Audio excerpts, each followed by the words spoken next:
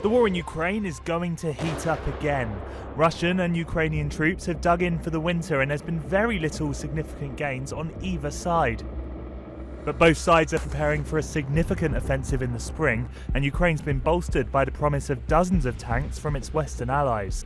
That falls far short of the 300 that Ukraine had asked for, and there's doubts over whether it will be enough to turn the tide of the war.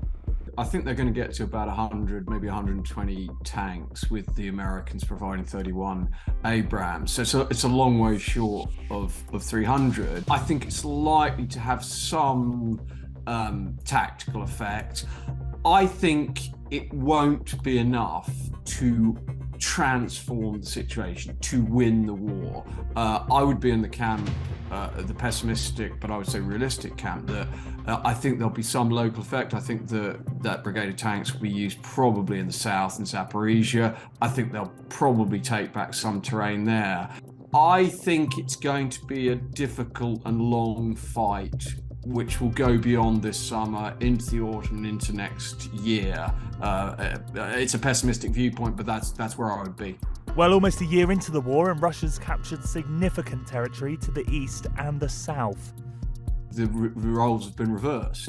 The Russians can defend and the Ukrainians have to attack. And in war, attacking is always more difficult and almost always more costly, at least in the first phase of an attack. The Kremlin's unlikely to repeat the same mistakes that they made last year. Their attempt to storm through the country and capture Kyiv left them with significant losses. Over the winter, it's estimated more than 300,000 Russian conscripts have been trained to shore up defences and prepare for a new attack.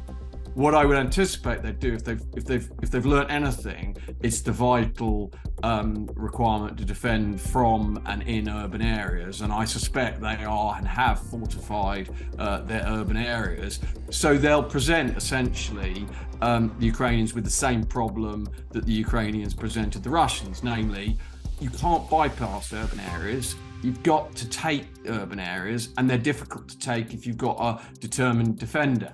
But there's fears a very strong response from Ukraine could lead to Russia posing threats to the rest of the world. If there is a very successful counteroffensive this spring, and Crimea is threatened, Russia feels that Crimea is threatened, that they're going to lose Crimea, that's going to be reintegrated into Ukraine.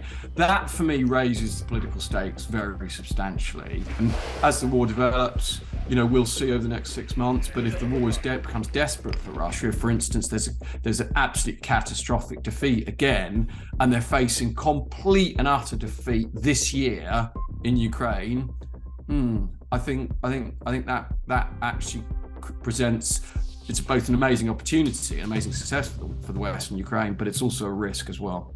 The risk for Ukraine is that the help from the West isn't enough to turn the tide. Faced with another year of economic difficulty, the worry in Kyiv is that support might start to dry up.